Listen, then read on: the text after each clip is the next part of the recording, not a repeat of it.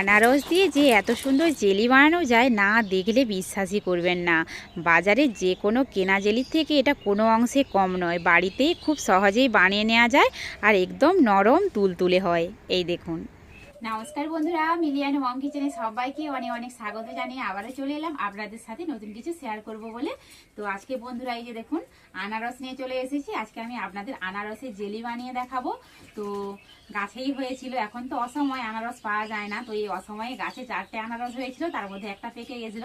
তো অর্ধেকটা একদিন কেক বানিয়েছিলাম আর যে বাকি অর্ধেকটা ছিল এটা দিয়ে আজকে আপনাদের আনারসের জেলি বানিয়ে দেখাবো। তো আপনারা প্লিজ প্রথম থেকে শেষ অবধি পুরো ভিডিওটা দেখতে থাকুন। আশা করছি আজকের ভিডিওটা আপনাদের অনেক বেশি ভালো লাগবে। প্রথমে আমি আনারসটাকে কেটে নেব।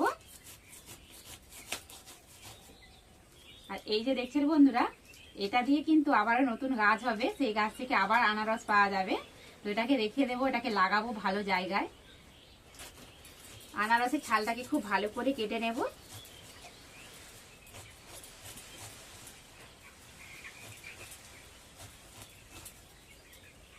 আনারসের পুরো ছালটা আমি খুব ভালো করে ছাড়িয়ে নিয়েছি। এবার এটাকে খুব ভালো করে ধুয়ে নেব। আনারসটাকে খুব ভালো করে ধুয়ে নিয়েছি। এবার আমি গ্রেটারে করে খুব ভালো করে এটাকে গ্রেট করে নেব।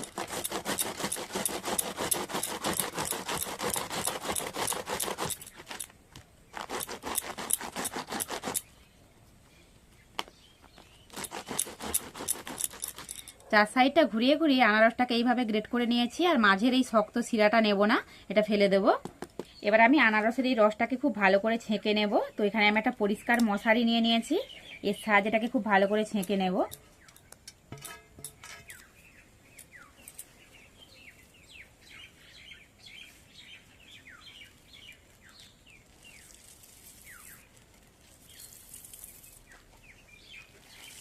আর দেখুন বন্ধুরা, আনারসের কতটা রস বেরিয়েছে, পুরো আধ জাম বেরিয়ে গেছে। দেখুন এই জামটার পুরো আধ জাম হয়ে গেছে।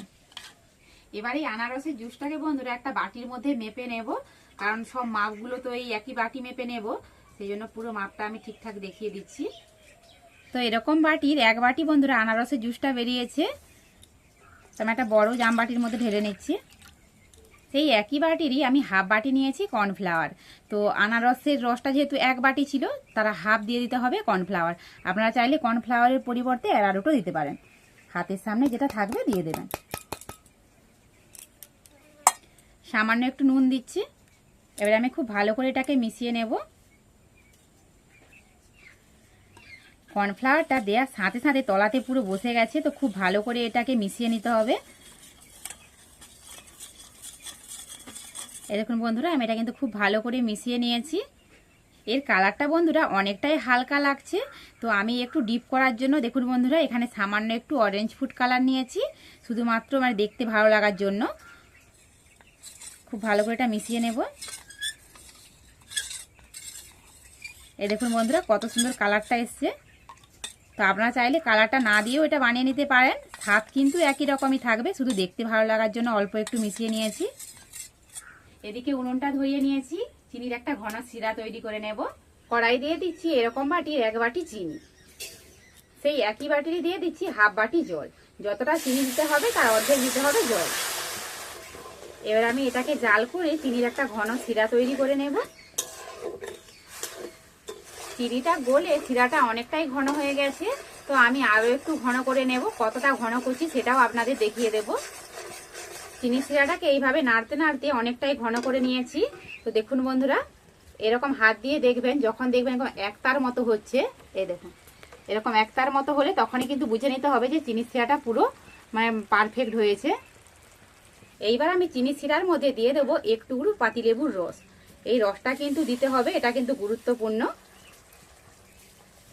এই যে লেবুর রসটা দিলাম, এতে কিন্তু চিনি শিরাটা আর বসবে না। তো এবার আমি এটাকে নামিয়ে ঢেলে নেব।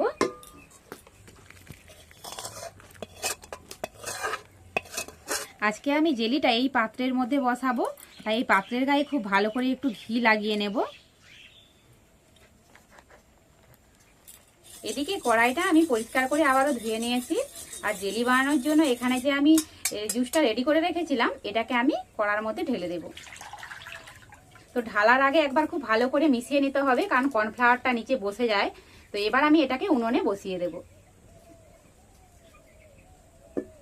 উনুনে কড়া বসিয়ে যদি এই জুসটা আমি ঢালতাম বন্ধুরা, তাহলে সাথে সাথেই কড়াতে কিন্তু লেগে যেত। তো সেই জন্য নিচে আগে খুব ভালো করে কড়াতে ঢেলে নিয়েছি, তারপর কড়াটা বসিয়ে দিয়েছি। এবার আমি অনবরত এইভাবে হাত নাড়াতে থাকবো, তাহলে কিন্তু তলাতে আর লেগে যাবে না। এইভাবে সবসময় হাতটা নাড়াতে হবে, এটা কিন্তু খুব কম সময়ের মধ্যে চট করে বসে যাবে, তাই এইভাবে সবসময় হাত নাড়াতে হবে। এই দেখুন বন্ধুরা, ধীরে ধীরে এটা বসতে শুরু করছে। এই দেখুন বন্ধুরা, কত কম সময়ের মধ্যে একদম বসে গেছে। এই দেখুন পুরো জেলি জেলি হয়ে গেছে। তো এইবার আমি আগে থেকে যে চিনি শিরাটা রেখেছিলাম রেডি করে, সেটা অল্প অল্প দেবো আর মেশাবো। এটা কিন্তু হতে খুব বেশি সময় লাগে না, চট করে কিন্তু আগুনটা একটু মানে জ্বললেই চট করে এটা কিন্তু বসতে শুরু করবে। অল্প অল্প করে চিনি রসটা মিশিয়ে মিশিয়ে দেখুন বন্ধুরা, আমি এরকম একটু থকথকে করে নিয়েছি। তো এটা রেডি হয়েছে কিনা কিভাবে বুঝবেন, এইভাবে খুন্তি করে তুলে আস্তে করে এভাবে গড়াবেন, দেখবেন খুব সুন্দর খুন্তির ধার দিয়ে গড়িয়ে গড়িয়ে পড়বে। তখনই বুঝে নিতে হবে যে জেলি বানানোর জন্য এটা একদম রেডি হয়ে গেছে। আর কালারটাও কত সুন্দর এসেছে দেখুন, এই দেখুন খুব সুন্দর কালার এসেছে। তো এবার আমি এটাকে নামিয়ে নেব। এর থেকে বেশি দেরি হলে এটা কিন্তু আবার কড়াতেই বসে যাবে। এইবার জেলিটাকে আমি এই পাত্রের মধ্যে ঢেলে নিচ্ছি, যেই পাত্রে আমি আগে থেকে ঘি মাখিয়ে রেডি রেখেছিলাম। এবার আমি এটাকে এইভাবে একটু সমান করে নেব, যাতে চার সাইডে এটা সমানভাবে থাকে, সেজন্য এইভাবে একটু করে নিচ্ছি। এইভাবে এটাকে আমি একটু সমান করে নিয়েছি। এবার আমি এই পাত্রটাকে 1 ঘন্টা আমি রেখে দেব, কারণ 1 ঘন্টা পর এটা খুব সুন্দর বসে যাবে। তো বসতে একটু সময় লাগবে, সেজন্য এটা 1 ঘন্টা মতো এমনিতে রেখে দিতে হবে। আর যদি আপনাদের বাড়িতে বন্ধুরা ফ্রিজ থাকে, তাহলে ফ্রিজের মধ্যে এটা রেখে দেবেন, তাহলে কিন্তু 10 মিনিটে এটা কিন্তু জমে যাবে। তো ফিরে আসছি 1 ঘন্টা পর। 1 ঘন্টা আমি এটাকে এভাবেই এমনি রেখে দিয়েছিলাম। তো কত সুন্দর জেলিটা বসেছে দেখুন। এই দেখুন বন্ধুরা, হাতের মধ্যে কিন্তু আর একটুকুনো লেগে যায়নি। দেখুন খুব সুন্দর জমে গেছে। আর দেখুন বন্ধুরা, সাইড থেকে কেমন ছেড়ে ছেড়ে গেছে। এই দেখুন খুব সুন্দর ছেড়ে ছেড়ে গেছে। এই দেখুন,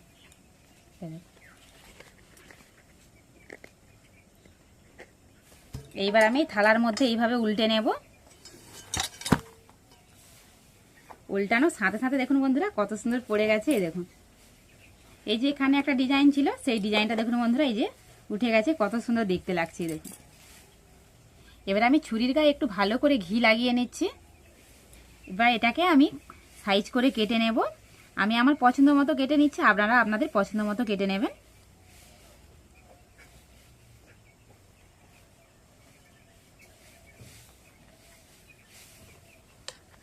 কাটা দেখে বুঝতেই পারছেন জেলিটা কতটা সুন্দর হয়েছে।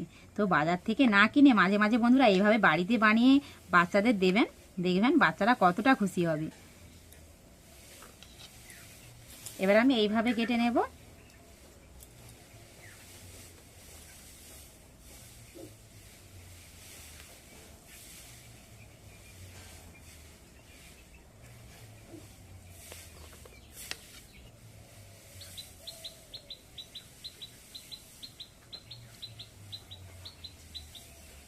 এই দেখুন বন্ধুরা, আমি এইভাবে কেটে নিয়েছি। এই দেখুন কত সুন্দর হয়েছে। দেখুন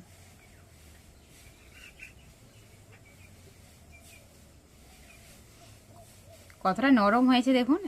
এই দেখুন একদম থলথল করছে। তো আমি এরকম একটা প্লেট নিয়েছি, প্লেটের মধ্যে জেলিটাকে এইভাবে সাজিয়ে নিচ্ছি।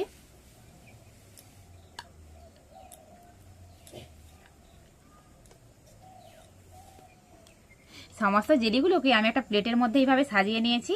আর কত সুন্দর দেখতে লাগছে দেখুন, আর কতটা নরম হয়েছে দেখুন। এই দেখুন নরম তুলতুল করছে, একদম দোকানের মতো পারফেক্ট জেলি হয়েছে। দেখুন একটা ভেঙেও দেখাচ্ছি। এই দেখুন, আর বাচ্চারা কিন্তু জেলি খেতে ভীষণ ভালোবাসি, তাই বাজার থেকে না কিনে দিয়ে বাড়িতে যদি এইভাবে বানিয়ে দেন, দেখবেন স্বাস্থ্যের পক্ষে খুবই ভালো। আর বন্ধু, এই যে কিভাবে আমি আজকে আনারসের জেলিটা বানিয়ে দেখালাম, এই একইভাবে কিন্তু আপনারা অরেঞ্জ জেলিও বানিয়ে নিতে পারবেন। তো আমি এখানে আনারসের রস দিয়ে বানিয়েছি, ওই একই জায়গায় আপনারা যদি মানে কমলা লেবুর রস মিশিয়ে এই একই পদ্ধতিতে জেলিটা বানান, তো অরেঞ্জ জেলিও হয়ে যাবে। তো আশা করছি আজকের ভিডিওটা আপনাদের অনেক বেশি ভালো লেগেছে। ভালো লেগে থাকলে প্লিজ চ্যানেলটি সাবস্ক্রাইব করে পাশে থাকবেন, আত্মীয় বন্ধুর সাথে প্রচুর প্রচুর শেয়ার করবেন। আর এই পর্যন্ত, দেখা হচ্ছে আবার নেক্সট ভিডিওতে। সবাই সুস্থ থাকবেন, সাবধানে থাকবেন। টাটা।